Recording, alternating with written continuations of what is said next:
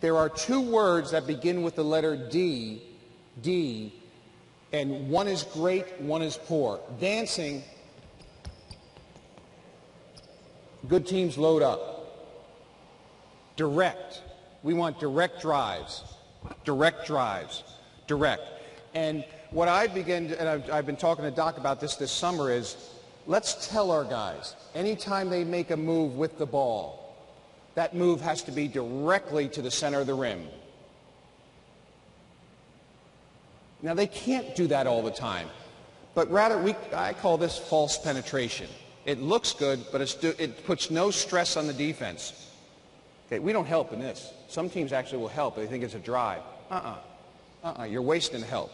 We might stunt, and just in case you don't know, S-T-U-N-T, kind of like a fake, a stunt. I think all of us have this. It's the concept of one more. Now, I mentioned something yesterday that sometimes gets glossed over. Trust. You know, I talked about truth, right? Truth. You got to be able to live it. You got to be able to tell it.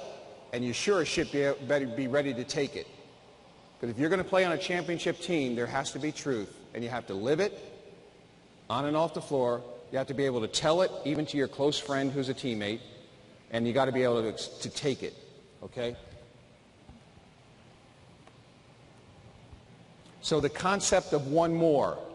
If the ball gets swung to the top and this guy yells one more, throw one more pass because I'm open, we have to trust this guy. If he misuses one more, he doesn't get to say it. It turns into no more. No more. You violated our trust. And that's another thing. We talked about culture. If someone violates your culture, our rule is you must address it immediately. Immediately. Culture is that important. Winning, personal sacrifice, accountability. Those are, remember, the three core principles of our culture. Winning, personal sacrifice, accountability. And we confront that guy right away.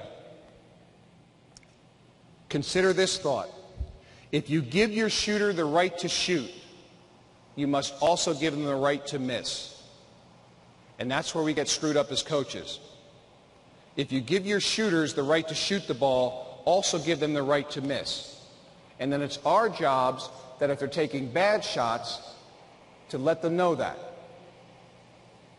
And like I said yesterday, different players, you let them know different ways. A message is only a message if it's received and acted upon. Otherwise, it's just air coming out of your mouth. The best, and we're trying to sell our team on this, the best position to score is on the weak side of the floor. And the reason we're trying to stress that is we're hoping that they become even more ready when they're over there. Too many times they become disengaged when they're away from the ball. And what we're trying to pound into their heads is, if we do our job properly on the ball side, that's the best place to live. Live over there. If I'm a postman, I'm ready to post across. I'm ready to post across. If I'm a shooter and we do our job over there and draw my defender, bam. Because what we tell our team is this: if we can get our opponent to continually run at us, advantage us. And we try and keep the other team's smalls in what we call a constant closeout. Constant closeout. You know, in the email there's constant contact. No, constant closeout, constant closeout, constant closeout. And the only way you get that is to live on the weak side of the floor.